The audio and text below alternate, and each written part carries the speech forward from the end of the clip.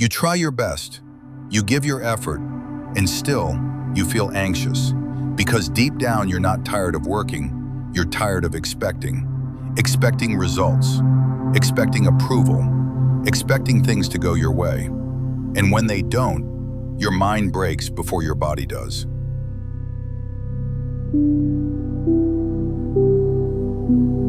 Let me talk to you like an elder brother. This constant pressure you feel to succeed, to prove yourself, to not fall behind, it's not weakness, it's attachment. We are attached to outcomes, attached to opinions, attached to timelines that society sets for us. So even when we work hard, our mind never rests, because the mind keeps asking, what if this fails? What will people say? What if I'm not enough?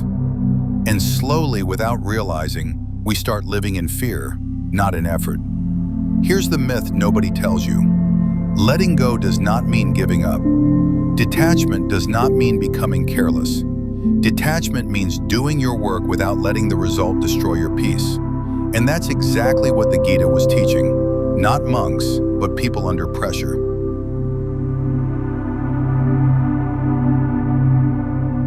Here's why most people feel mentally weak today. Not because life is harder than before, but because the mind is carrying too much weight. Think of it like this. Your phone is running 10 apps in the background. Even if you're not using them, they keep draining the battery. That's what attachment does. Attachment to results. Attachment to validation. Attachment to fear of failure. You're working, but your mind is also running anxiety, comparison, and overthinking in the background. Another example. Imagine driving with a broken compass. You keep moving, but you're never sure if you're going in the right direction. That's what happens when goals exist without inner clarity. The problem is not effort. The problem is emotional dependency on outcomes. We think, if this works, I'll be happy. If this fails, I'm finished. That's a dangerous mindset, because when happiness depends on results, mental strength disappears. This is where the Gita quietly points something powerful. Work is in your control. Results are not. But most people reverse this. They obsess over results and neglect their state of mind. And that's why they burn out, even when they're capable.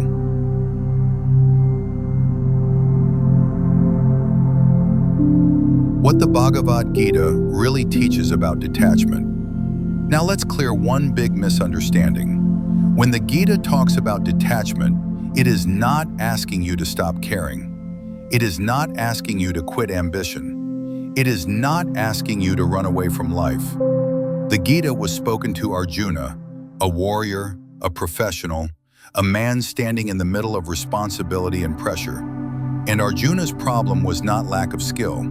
It was mental collapse. He was attached to outcomes. What if I lose?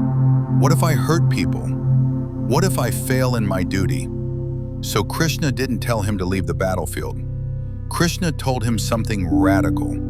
Focus on your action. Detach from the result. In simple words, the Gita teaches this principle. Your effort is your responsibility. The outcome is not. Detachment in the Gita is not emotional coldness. It is emotional independence. It means you work sincerely, you prepare fully, you give your best, but you don't let success inflate your ego or failure destroy your self-worth. Why does this matter? Because attachment creates fear. Fear weakens decision-making. Fear drains mental energy. Detachment removes fear. And when fear reduces, clarity increases. This is why Krishna's teaching was not spiritual preaching. It was psychological training. He was teaching Arjuna how to stay calm while performing under extreme pressure. That's mental strength.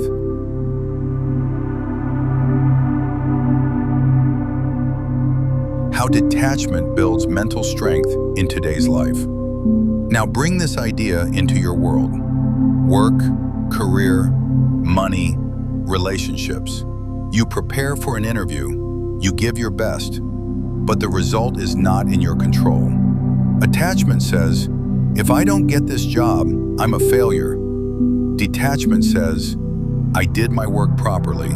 The result will teach me something. In business, attachment says, if this idea fails, I'm finished.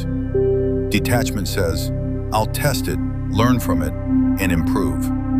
In relationships, attachment says, I need this person to behave a certain way for me to be okay. Detachment says, I can care deeply, but my peace is not dependent on control. Detachment changes how you respond, not how much you try. That's why mentally strong people look calm. Not because life is easy for them, but because they don't let outcomes hijack their emotions. They still work hard, they still care, but they don't panic. This is the hidden advantage. When you detach from results, you take better decisions. You handle failure without collapse. You stop overthinking. You conserve mental energy. Detachment doesn't reduce effort. It multiplies focus.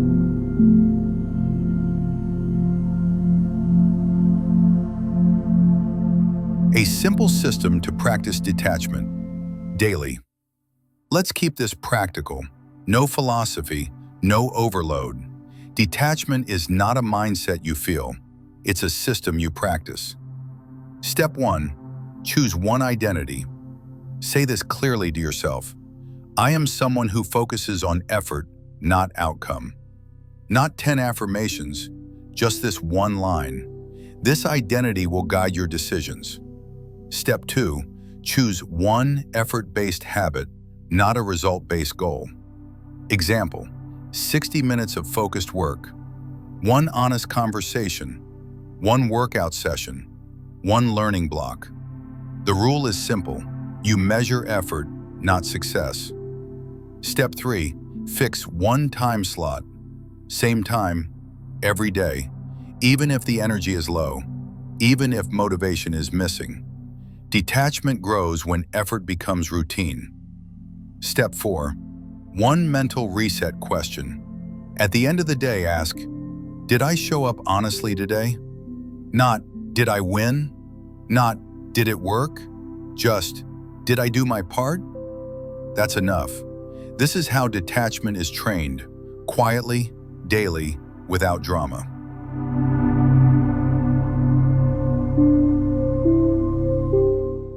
Why detachment feels uncomfortable at first. Let's be real. Detachment will feel strange because you're used to emotional highs and lows. Some days you'll slip back into anxiety. Some days you'll overthink results again. That's normal. Detachment is not numbness, it's stability. You're not killing emotions, you're regulating them. Bad days will come, disappointments will happen. Detachment doesn't stop pain, it stops suffering from multiplying. So don't expect calm overnight, expect gradual control. Consistency beats intensity here.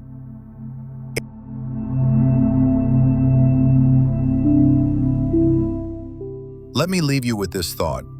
You don't become mentally strong by controlling life.